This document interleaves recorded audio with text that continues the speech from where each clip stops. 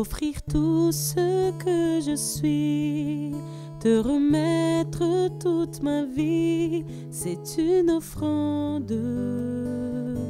d'amour et de louange, oh mon Jésus. Plus que mes biens et mes dons, ma valeur c'est d'accueillir ta présence. Car toi seul est ma richesse, oh mon Jésus. Je t'offre ma vie, oh Seigneur, parce que je t'aime. J'engage mon temps et mon cœur, mon bien-aimé. Je t'offre ma vie, oh Seigneur, parce que je t'aime. J'engage mon temps et mon cœur, mon bien-aimé. Oui, façonne-moi, Seigneur. Je me laisse former par toi. Dépossède-moi de tout. Viens me transformer. Dessiner ta face en moi. Alors je serai tout à toi. Oui, façonne-moi, Seigneur, comme un cri de notre âme. Oui, façonne-moi, Seigneur. Je me laisse former par toi. Dépossède-moi de tout. Viens me transformer. Dessiner ta face en moi. Alors je serai tout à toi. Chers frères et sœurs, nous nous préparons en tant qu'Église à commencer ce temps de grâce, ce kairos, qui est le temps du carême. C'est un temps de désert. La liturgie du premier dimanche du carême nous propose les tentations de Jésus. C'est un temps où nous devons nous ouvrir à être dépouillés par la grâce de Dieu de tout ce qui nous empêche d'écouter la voix du Père. C'est très beau de voir dans l'évangile de Saint Matthieu que juste avant l'épisode des tentations de Jésus, il y a le baptême de Jésus. Et dans ce baptême de Jésus, il y a une voix qui vient du ciel et qui dit « Celui-ci est mon Fils bien-aimé, celui qu'il m'a plu de choisir. » Une déclaration d'amour du Père vis-à-vis de Jésus. « Tu es mon Fils, je t'aime, tu es celui que j'aime depuis toute éternité. » Et cette expérience de la voix du Père qui déclare son amour envers Jésus fait que Jésus, qui n'avait pas besoin d'entendre ça, mais il l'entend parce qu'il introduit toute l'humanité dans cette dynamique de filiation. Et à partir de ce jour, le Verbe éternel de Dieu qui a pris la nature humaine fait que tous les hommes, il rend capable à l'humanité de réentendre la voix amoureuse du Père et il place l'homme, l'être humain, sous cette voix et sous cette vérité d'amour que le Père veut vivre vis-à-vis de chacun de nous. Jésus, il place l'homme, il place l'humanité sous l'amour, c'est la géographie de l'amour. Nous sommes maintenant, à partir de Jésus, sous l'amour du Père.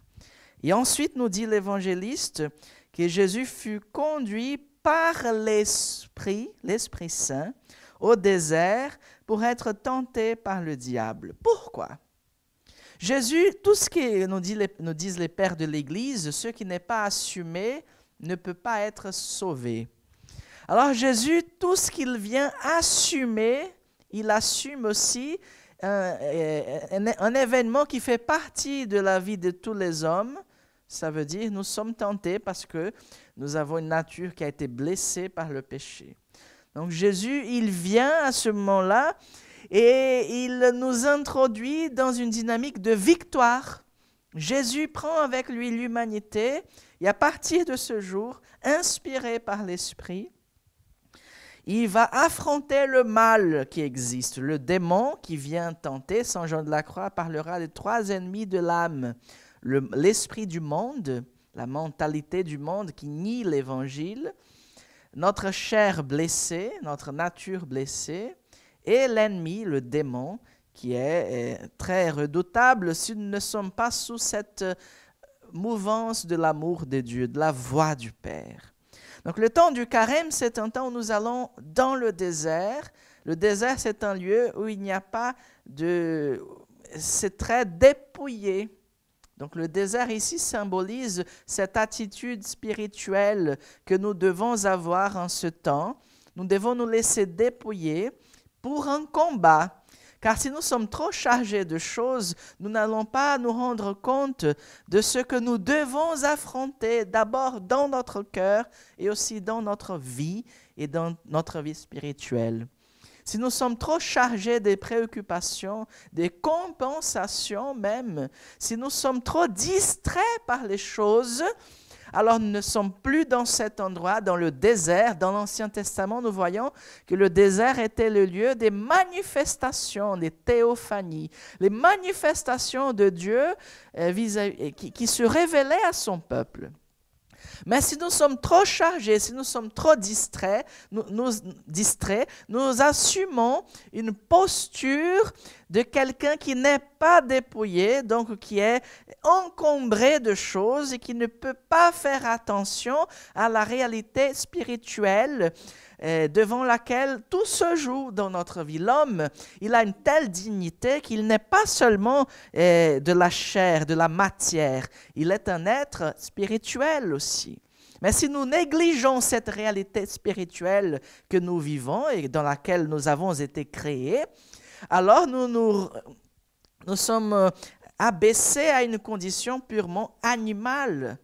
Et le temps du carême, c'est un temps de redécouvrir notre vocation spirituelle, notre vocation à être en contact avec Dieu, à découvrir la voix du Père qui nous soutient et qui veut nous dépouiller de tout ce qui nous empêche de vivre pleinement notre vocation d'enfant de Dieu. Mais comment Jésus a-t-il montré le chemin pour vaincre les tentations? Comment veut-il nous montrer le chemin pour être victorieux du mal et du démon? Jésus, il s'appuyait sur la parole de Dieu. À chaque tentation, il répondait avec une parole divine. Et aussi parce que Jésus vivait sous l'amour du Père. Il venait d'entendre « Tu es mon fils bien-aimé ». Et le démon, il vient toujours confondre notre mentalité. Il nous fait penser que Dieu nous a abandonnés, que si nous souffrons tellement, c'est parce que Dieu n'est plus avec nous, c'est parce que nous ne sommes pas aimés de Dieu. Mais nous devons répondre à ces tentations qui se lèvent en nous avec la certitude qui est proclamée par la parole de Dieu. Et c'est pour cela que le temps du carême est un temps pour se plonger davantage dans la lecture des Écritures, la Lectio Divina par exemple, et laisser que par la parole de Dieu, la voix du Père nous percute, nous transforme, nous dépouille de ce qui nous empêche de l'écouter, transforme notre cœur et nous redonne vigueur et nous fasse à nouveau vivre en enfant de Dieu et non pas conduit par tous les événements de notre vie comme si nous n'avions pas cette voix puissante qui nous maintient dans l'amour et la vérité. Nous allons chanter à nouveau ce chant qui est tout un programme spirituel et nous allons commencer ce temps de carême en nous offrant entièrement au Seigneur, en lui remettant toute notre vie et en laissant que la grâce de Dieu, le Saint-Esprit, nous dépossède de tout, qu'il nous transforme et qu'il vienne façonner dans notre cœur cette image. Nous avons été créés à l'image et ressemblance de Dieu et cette image et cette ressemblance, elle peut être brouillée par nos péchés. Le mot péché signifie manquer la cible. Alors, chantons.